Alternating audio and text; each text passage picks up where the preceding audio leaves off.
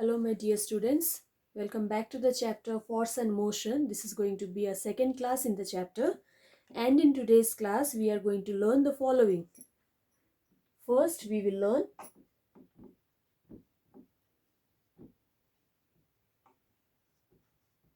displacement. Okay, in doing displacement we will be doing in brief about distance as well. Okay, then we are going to learn about speed, the definition of speed. We are going to learn velocity. Then we are going to learn the definition and a few examples of acceleration. Okay, then next we are going to learn types of motion in terms of uniformity. So we are going to learn uniform and non-uniform motion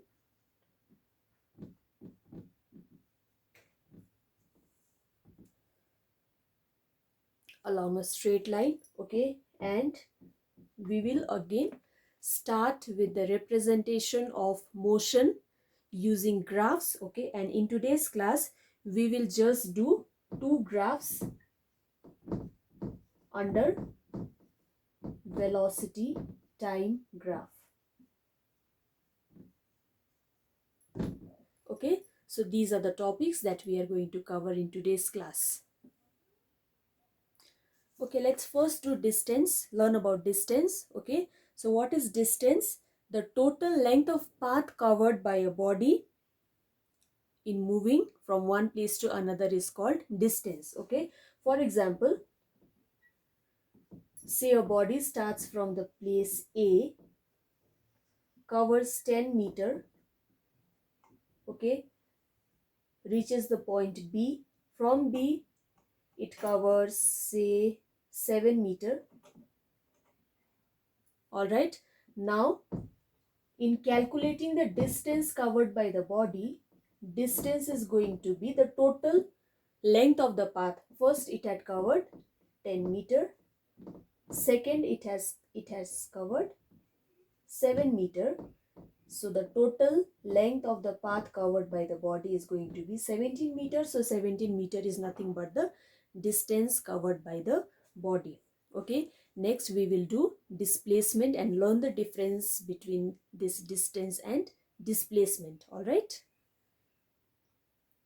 so displacement, if you want to define displacement, you will define it this way: the shortest distance from the initial position to the final position of the body is called displacement. So in calculating displacement, we are just going to look at the initial and final position, find the shortest distance between the initial and final position. That is going to be our displacement. For example, similar to what we have done, okay, for distance, let a body start from the point A, let it go straight, cover a distance 4 kilometer till the point B. All right, then it will start rising upwards, northwards, like in the previous example. So it covers a distance of 3 kilometer from the point B to C. Now distance of the body is 4 plus 3 7 kilometer, but displacement is not. Okay, displacement, to calculate you have to look at the initial, that means the first position of the body where the body was at A. Now the body has reached a point C. You have to join A and C taking the shortest path possible. Now this is the shortest path possible, we can see, okay, from the point A to C. Now this is the displacement of the body. That means AC is equal to displacement of the body. If you want to calculate, you have to do a bit of mathematics. We have to use Pythagoras theorem, in which we treat this route as a right angle triangle. Okay, perpendicular is 3 kilometer, base is 4 kilometer, hypotenuse happens to be the displacement of the body. So we can easily calculate hypotenuse using the formula. Hypotenuse, that is AC, is equal to perpendicular square plus base square, because we need to find this distance. Okay, displacement. Now H or AC, that is the displacement, square is equal to P is AB square. P is BC square. Alright. Doesn't matter, we have a plus sign in between. So we will write it first. AB square plus BC square. Now AC, that is displacement, is equal to under root, because if this square has to be removed, we have to put root on the other side. AB square, it is 4 square plus BC square is 3 square. Okay. Then under root 4 square is 16, 3 square is 9, 16 plus 9 is 25. So AC is under root 25, that is equal to 5 kilometer. So displacement of the object is not 4 plus 3, but it is this distance that we just calculated to be 5 kilometer. This is how we calculate displacement of a body. I'll give you another simpler example. Alright. This was motion along a straight line. Now I will be giving you motion on a circular path.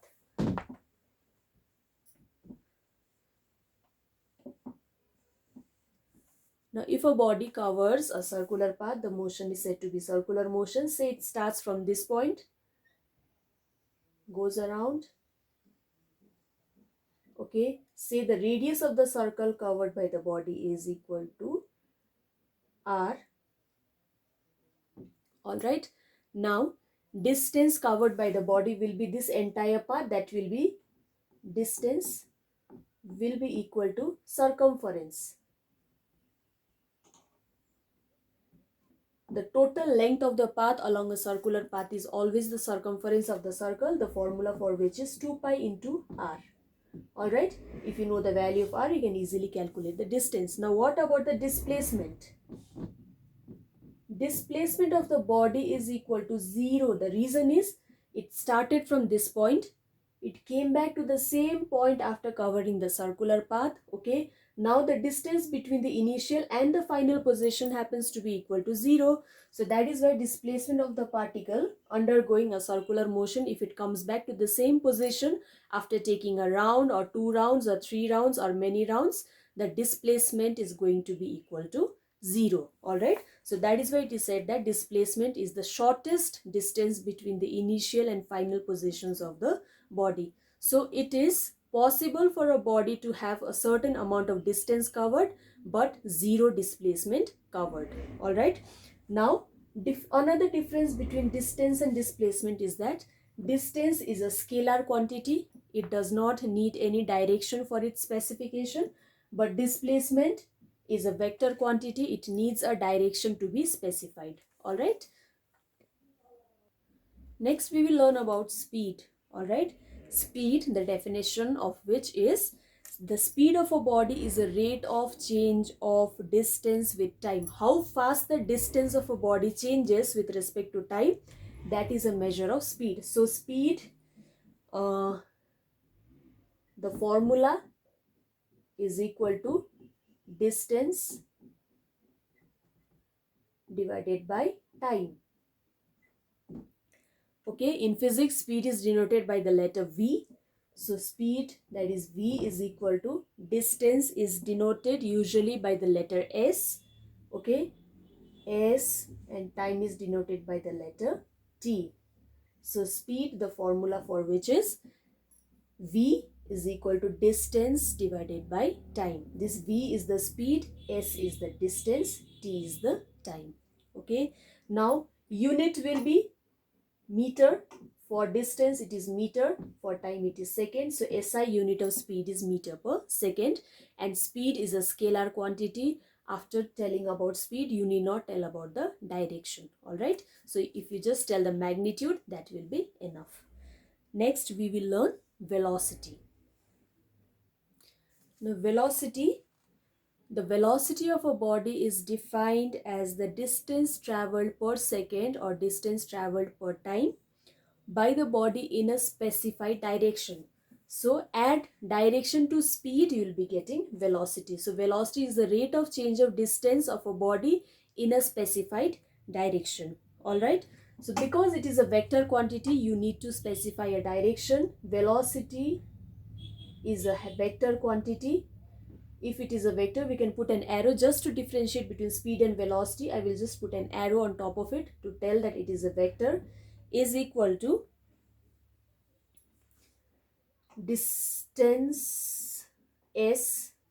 But if I just put a vector, this will be displacement of the body divided by time. All right. So arrow means velocity is a vector quantity. So it is a rate of change of distance in a specified direction.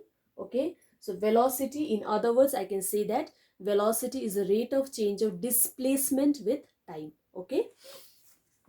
Unit will remain the same as the unit of speed. Okay. So it is unit. Its unit is meter per second, because the unit of displacement also happens to be meter and unit of time is second. So SI unit of velocity is meter per second. Now we will see what uniform and non-uniform motion means. Okay, we will just take the cases of a body moving along a straight line. Okay, so uniform means it covers, if a body covers equal distance in equal intervals of time, then the body is said to have a uniform motion. Okay, that means it is moving uniformly. It is not changing its speed, it is not changing its velocity, it is moving with the same speed throughout its journey. Okay, so if an object covers equal distance in equal intervals of time, then the body is said to be moving with a uniform velocity. Okay, or the motion of the body is said to be uniform. Okay, now non-uniform means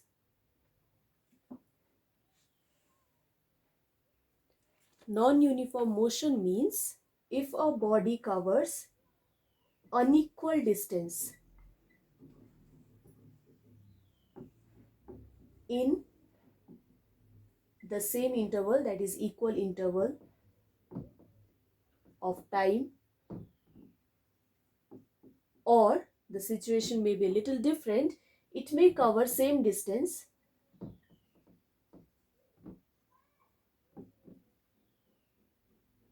but in different intervals of time. So in unequal intervals of time, then the body is said to have a non-uniform motion. Okay, non-uniform motion can also be considered when a body changes its direction. That means the body changes its velocity. Okay, because change in direction implies to change in velocity. So this is the difference between uniform motion and non-uniform motion.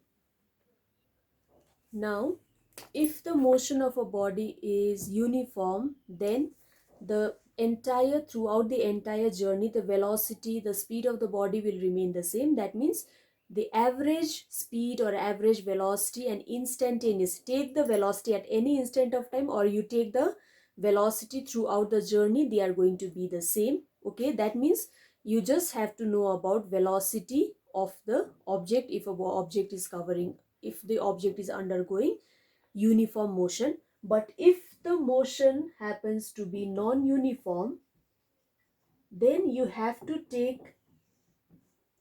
consider two things. Number one is instantaneous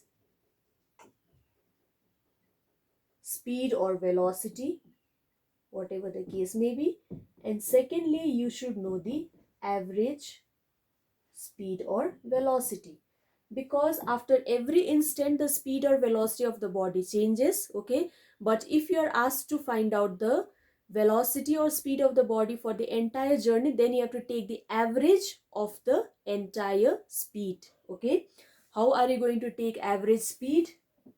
The formula for which is total distance traveled by the body divided by the total duration.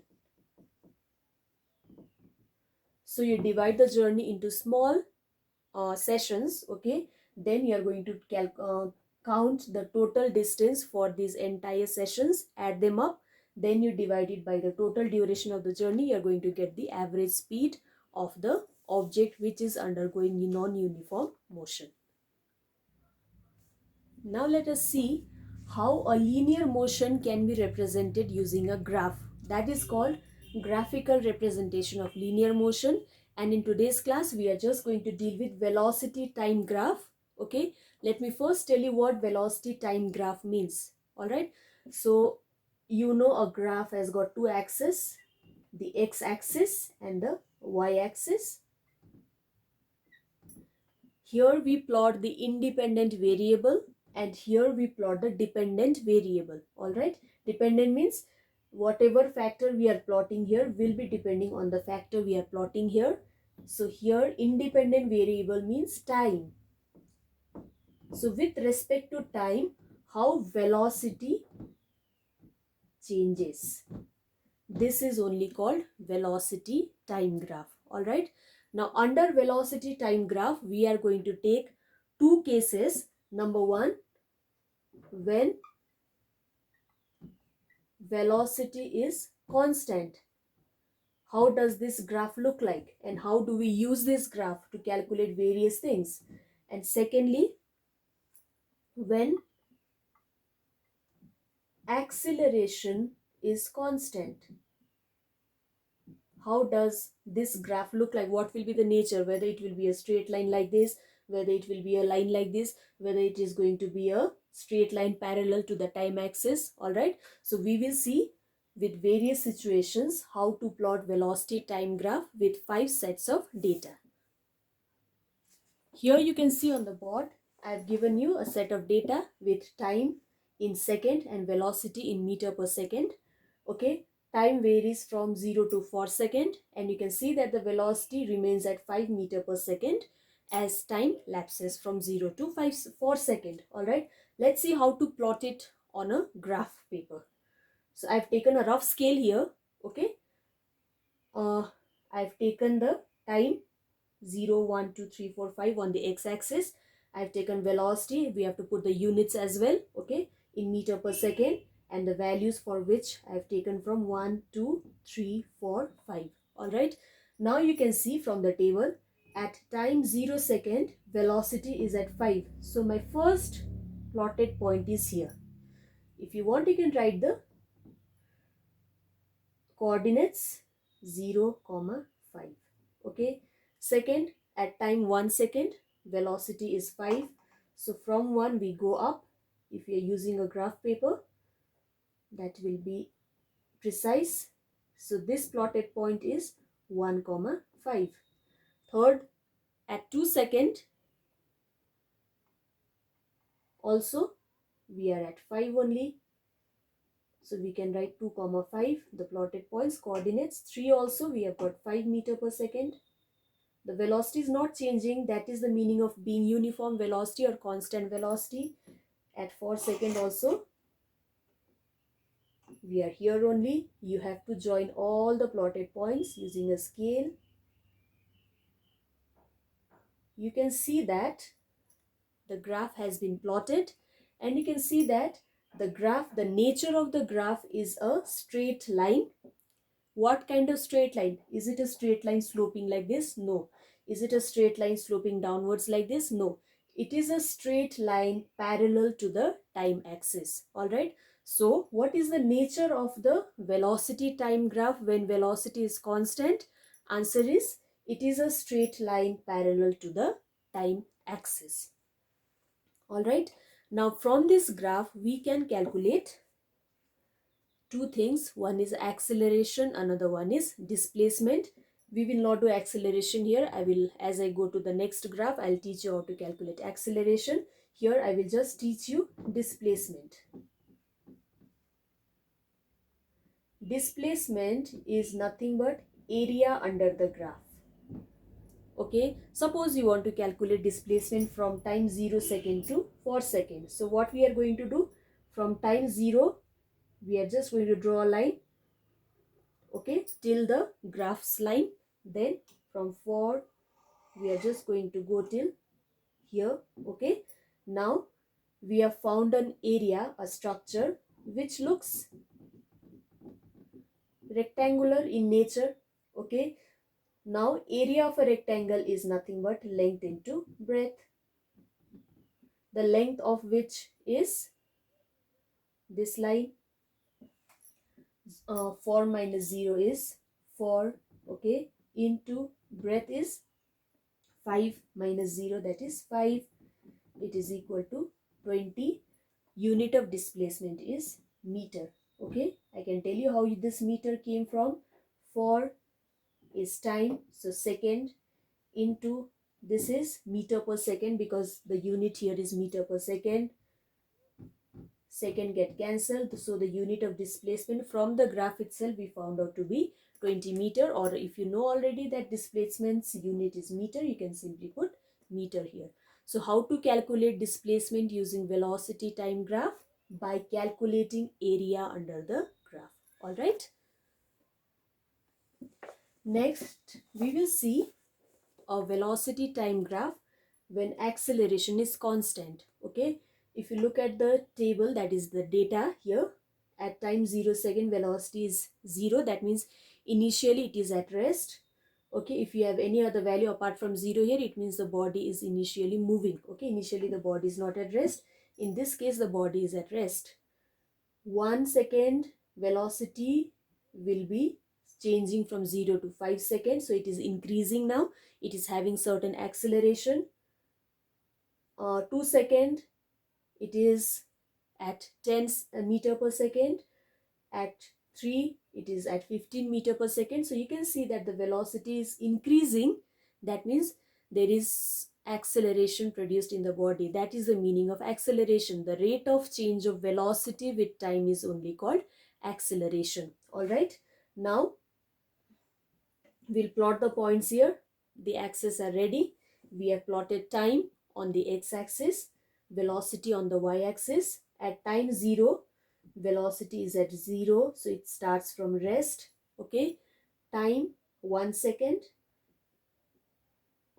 velocity is at 5 meter per second. Time 2 second,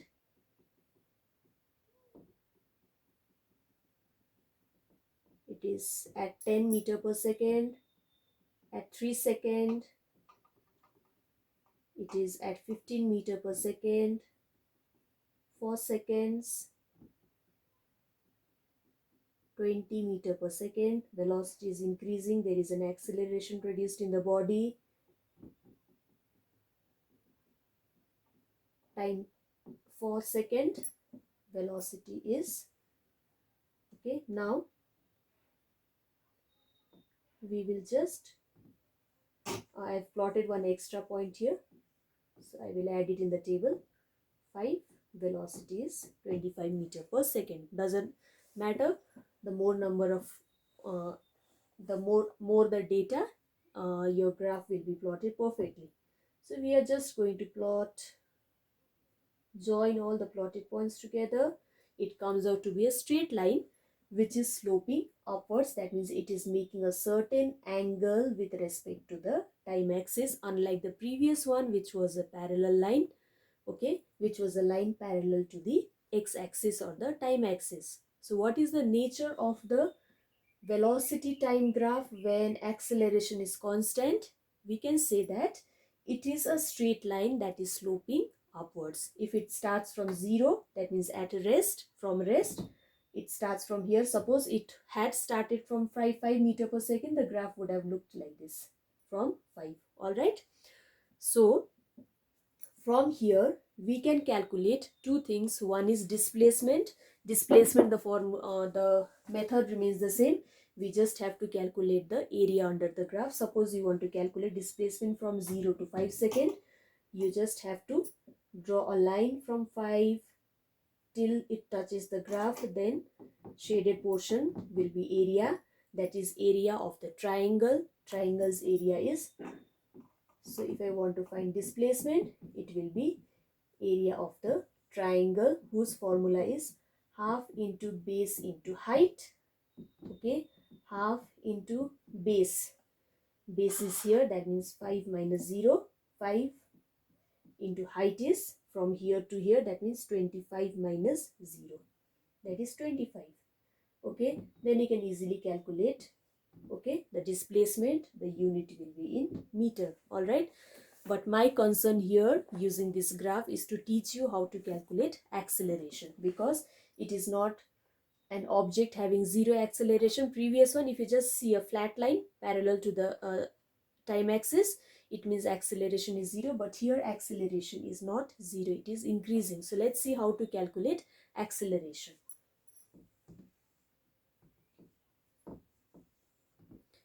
Now acceleration,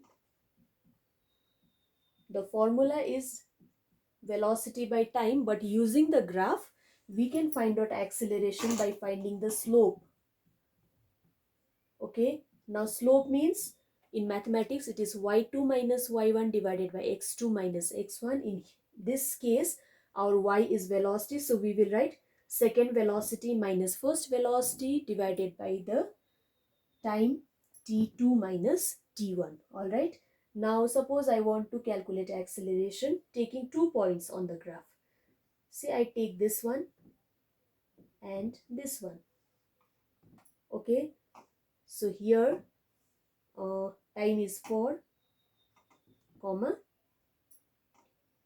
velocity is 20. Here time is 2 comma velocity is 10. Okay, now y2 minus y1. So y2 is 20 minus y1 is 10 divided by x2 minus x1. In our case x time is plotted on the x-axis, so second time minus first time. So 4 minus corresponding to 20 is 4, okay, minus corresponding to 10 is the time is 2. 10 divided by 2, that is 5 meter per second square. All right, this is how we calculate acceleration using velocity time graph. Okay, if the line is not sloping upwards, if the line is a straight line parallel to the time axis, you can simply say that the acceleration is equal to 0. But here you have to calculate slope, okay, by using the formula y2 minus y1 divided by t2 minus t1. By putting the respective values, you can easily calculate the acceleration of the object that is undergoing this type of motion. Okay, that is all. I'll stop here. Let me tell you what we have done in today's class. Firstly, we learned about distance and displacement, taking examples. Okay, then we learned speed, then we learned velocity, we also did in brief about acceleration, then we also learned about uniform and non-uniform motion. I told you if it is a non-uniform motion you have to calculate average and the instantaneous values as well.